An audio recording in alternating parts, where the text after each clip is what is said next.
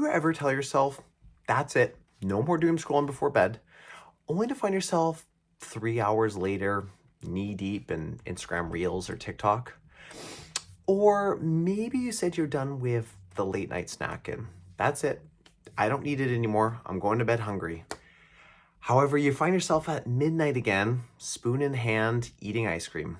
The truth is, we've all told ourselves that we'd break a habit of ours, whatever it may be, only to find ourselves back doing them a day later or even that same day. Bad habits are like that one friend who convinces you to stay out way too late on a work night. Fun in the moment, but absolutely brutal in the morning. And the worst part, breaking them feels impossible. Like trying to untangle these freaking earbuds. Like, takes half a second for them to become a knot, but 20 minutes for me to untangle them? Like, what the heck? But here's the thing. Most people go about breaking habits in the worst possible way. We rely on motivation. That's really the main source. I just need more willpower, we tell ourselves. Spoiler alert, that doesn't work. And if it did, we would all be flawless productivity machines. We wake up at 5 a.m., we run a marathon, we kale for fun. But that doesn't happen, does it? So today we're going to talk about why bad habits are so hard to break, and really more importantly, how to actually replace them with good ones. No fluff, no unrealistic advice, just practical, realistic strategies you can start using today. Sound good? Perfect. Let's get into it. So first, let's talk about why bad habits are basically superglued to our brains. And it all comes down to three main parts: cue, routine, and reward. And by the way, I got this idea from this book here. It's called The Power of Habit. Definitely stealing a few ideas from it today, but you should totally give it a read. Yeah, really great book. But anyways, let's get into it. Okay, so cue. So something triggers the habit. Maybe it's stress, boredom, or just seeing your phone light up. Okay, now routine. You actually do the thing. Scroll, you snack, you procrastinate. Reward. Your brain gets a little hit of dopamine, and boom, you've reinforced the habit. Your brain doesn't care if a habit is good or bad. It only cares if it feels good in the actual moment. That's why just stop doing it is probably the worst advice I've ever heard. Your brain literally doesn't want to stop. It's wired for efficiency.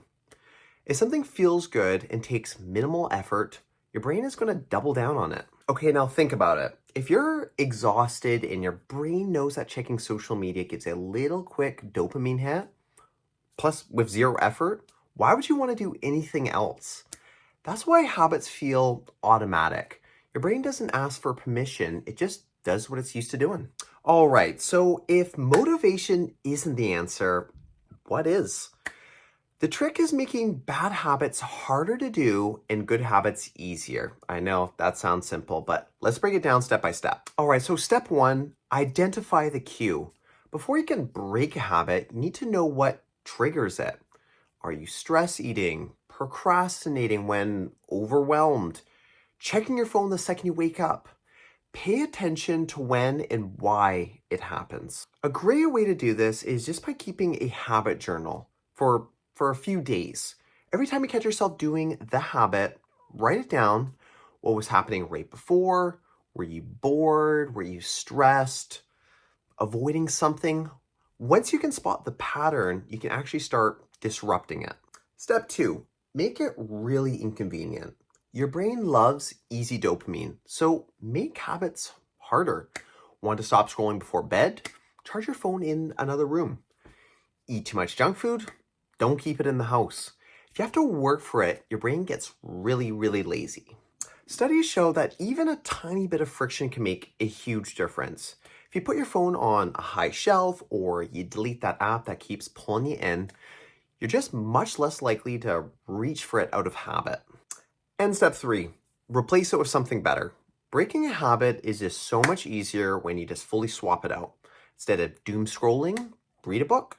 Instead of stress eating, go for a walk. And what I like to do instead of procrastinating, set a 5-minute or 10-minute timer and just start. The key is to really choose something that gives you a similar reward. So if you scroll because you need a mental break, Replace it with a different kind of break, like listening to music or stretching or going for a walk. Or if you snack because you're stressed, try chewing gum or drinking tea instead. Step 4, make good habits satisfying. Here's the thing, if a habit doesn't feel good, you just won't stick with it. That's why most people quit the gym after going for a couple weeks. And that's why you need to make good habits just really enjoyable. Get a fun workout playlist, use a fancy notebook for journaling. Reward yourself in a way that reinforces the new habit. One trick is to attach your new habit to something you already love. Want to exercise more? Allow yourself to watch your favorite Netflix TV show while on the treadmill or on a stationary bike. Want to drink more water? Get a cool water bottle that makes it fun. Small changes like these make a big difference over time. Look, nobody's perfect. You're going to slip up, and that's really okay. What matters is not perfection, but it's progress. The key to breaking habits isn't about sheer willpower. It's about changing your environment, making better choices easier, and just being patient with yourself. So, what's one bad habit that you're trying to break? Let me know in the comments below, unless, of course, your bad habit is avoiding engagement, in which case, I see you. If this was helpful, hit that like button, subscribe for more content, and I'll see you in the next one. Now go be 1% better today, because your future self is going to thank you. I'll see you in the next one.